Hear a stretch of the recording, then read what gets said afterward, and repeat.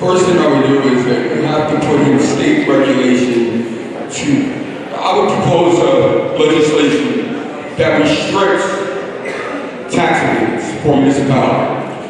I would propose legislation that basically says this: a city cannot award a tax abatement if they have increased taxes in the previous 3 years. There is a piece of legislation in the books right now, but there's too many loopholes in it that lets municipalities get around it. What I would do is cut the loopholes, stop giving the tax abatements away. You stop giving the tax abatements away, you can stabilize taxes, you possibly can reduce, you possibly can also reduce property taxes. I think it's simple. If you want to reduce taxes, you ask Governor Christie to tax the rich and not the poor. If Governor Christie was to tax 1% of these millionaires, if it's just 1%, that'll solve all our tax issues in Jersey City. 1%. So let's ask Governor Christie to take care of it. Let's talk about tax abatements for senior citizens and veterans. That's what I want to talk about today. Seniors need tax abatements. Their medications cost so much money. $300, $400, $500. So when I go down to Trenton, I'm going to help write legislation so that we can provide state money. Also, the council people, Diane Coleman, she has legislation for the tax abatement. So I'm looking forward, Diane, so that we can bring back money so that our seniors cannot eat off crumbs. They can provide for themselves.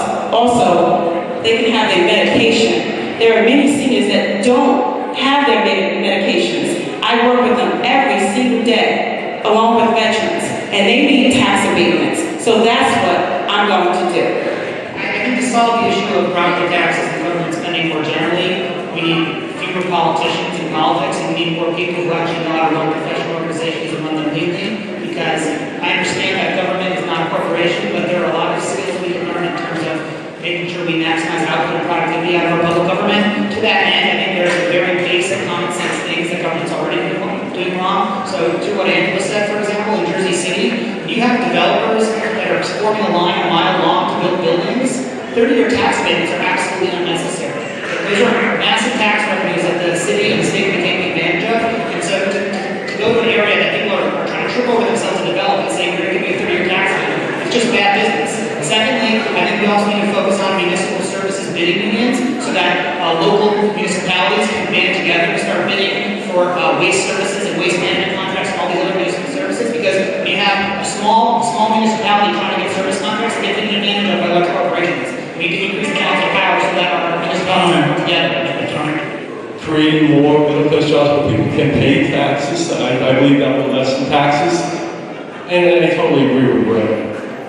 These abatements, they're getting away with murder. They need to be paying more money to the cities, to the state, to get more money to lower these taxes. And also, they need to stop taxing the working class and tax the millionaires. And that will definitely help lower the taxes. I'm not 100% against abatements. They do hurt our property taxes. However, I feel that the abatement process is being abused, and each and every one of us is being adversely affected. If a developer is developing real estate on prime land, that developer needs to be paying a premium to help stabilize each and every one of our taxes. They should not be getting an abatement. We should save those abatements for Ward F, where we need development. If they're developing down on the waterfront, they should be paying a premium to help the rest of the community. Thank you. There's been a lot of good things said up here. I would just add, just to be different and not to be repetitive. When we look at the state budgets are priority documents. When we do our household budget, we set priorities. Roof over our head, feed our family, car, whatever your priority is. And I think one of the things we need to do in Trenton is to establish that the budget is a priority document. And we talk about, and the government always does this, we can't afford it, we can't afford it. We need to look at what we're spending money on. In 2014, $2 billion, billions and big, was spent on the incentive program. $2 billion. We need to determine as a community whether that's our priority to continue to help build high rises that, as one of the candidates mentioned, people are lining up to build, or whether that money should be reprogrammed to property tax relief, middle class tax relief, job training, whatever it is. And I think that's a conversation we need to have.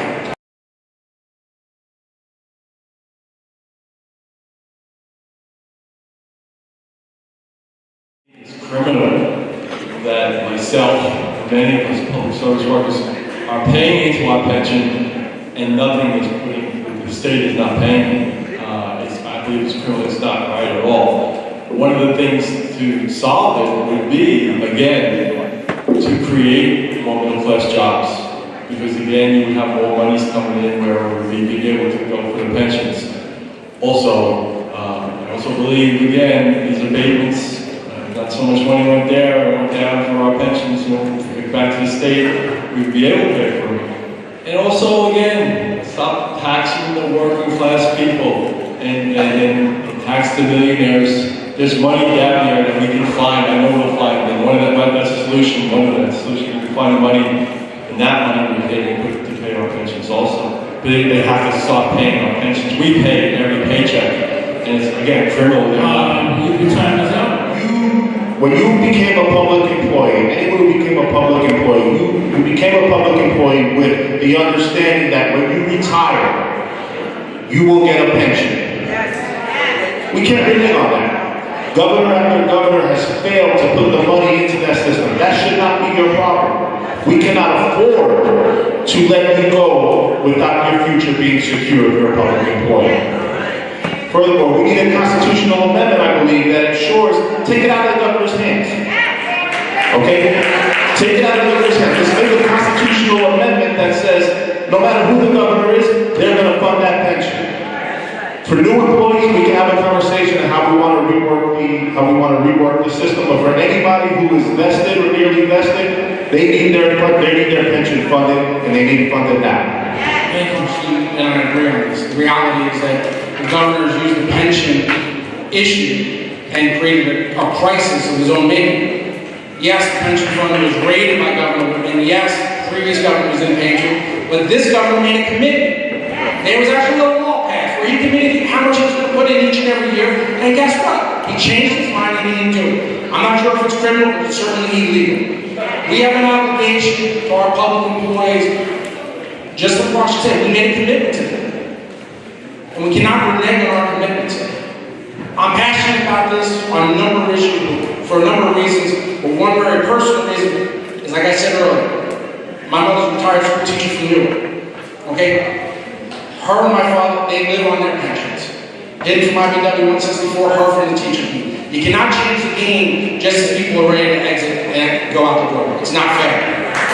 But we all agree on it, but I'm going to fight for it. Because I got paid today, and 11% of my check went to the state. Right? Money came out and went to my pension. I did my part today, and I think the state should do theirs. So, without going into the same thing that everyone is saying, I think we should hold the governor accountable. We should all fight and stick together on this one and make sure that our pensions are funded. If you want to fund our pensions, again, ask Christie to tax the rich. Ask him to tax his friends, the ones that are supporting his candidacy for president or whatever he's going to do. Ask him to tax those people and our pensions will be funded. Don't tax us to fund my pension. Don't tax me twice. I'm going to pay into the pension, and then I'm going to pay taxes to fund my pension. I don't think it's fair, and I think we should all stick to fighting Christie on this. Exactly, they helped pass that pension reform bill.